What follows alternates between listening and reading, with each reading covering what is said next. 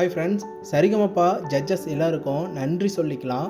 ஏன்னா இந்த little champion season 5ல் grand ஃபைனலில் தான் ஃபைனலிஸ்ட்டை மட்டும்தான் பாட வைப்பாங்க. அதை தாண்டி ஃபைனலிஸ்ட்டாக இல்லாமல் தாண்டி மற்ற கண்டஸ்டன்ஸுக்கும் ரசிகர்கள் அதிகமாக சப்போர்ட் பண்ணியிருக்காங்க. அந்த மாதிரி அதிக ஃபேன்பஸ் இருக்கிற மோக்ஷிதாவுக்கும் ஸ்ரேயாவுக்கும் ஏகப்பட்ட ரசிகர்கள் சப்போர்ட் பண்ணிகிட்டு இருந்தாங்க. அதனால் ஜட்ஜஸ் எல்லோரும் மோக்ஷிதாவையும் ஸ்ரேயாவையும் ஃபைனலில் பாடக்கூடிய ஆப்ஷனை கொடுத்தாங்க. இந்த மூமெண்ட்ஸ் வேறு லெவலில் இருந்துச்சு. ஜட்ஜஸ் எல்லாருக்கும் ஒரு தேங்க்ஸ் சொல்லிக்கலாம். இந்த கிராண்ட் ஃபைனலில் மோக்ஷிதாவும் ஸ்ரேயாவும் செம்மையான ஒரு ஓப்பனிங் பர்ஃபார்மன்ஸை கொடுத்தாங்க.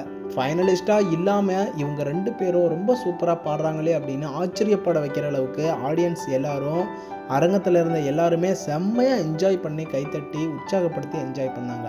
மோக்ஷிதாவும் ஸ்ரேயாவும் எந்த பாட்டை பாடியிருந்தாங்கன்னா, ரக்ஷ ரக்ஷ ஜெகன் மாதா சர்வசக்தி ஜெயதுர்கா அப்படிங்கிற சூப்பரான அம்மன் பக்தி பாட்டை ஓப்பனிங்காக செம்மையாக கொடுத்தாங்க. இந்த மூமெண்ட்ஸ் எல்லாம் பார்க்கவே செம்மையாக இருந்துச்சு. ஸ்ரேயா அம்மன் வேஷத்தில் அமர்ந்து அருள் கொடுத்துக்கிட்டு இருந்தாங்க எல்லாருக்கும். மோக்ஷிதா செம்ம க்யூட்டான வாய்ஸில் செம்மையாக பாடியிருந்தாங்க.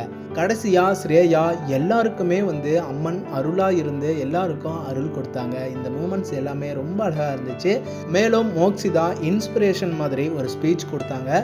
அதாவது இந்த இடத்துல நமக்கான வெற்றி கிடைக்கல அப்படின்னா தொடர்ந்து நம்மக்கூடிய பயணத்தில் தொடர்ந்துக்கிட்டே இருக்கணும். நமக்கான வெற்றி ஒரு இடத்துல கண்டிப்பாக கிடைக்கும். இது கிடைக்கலனா மற்ற இடத்துல பெருசாக கிடைக்கும்.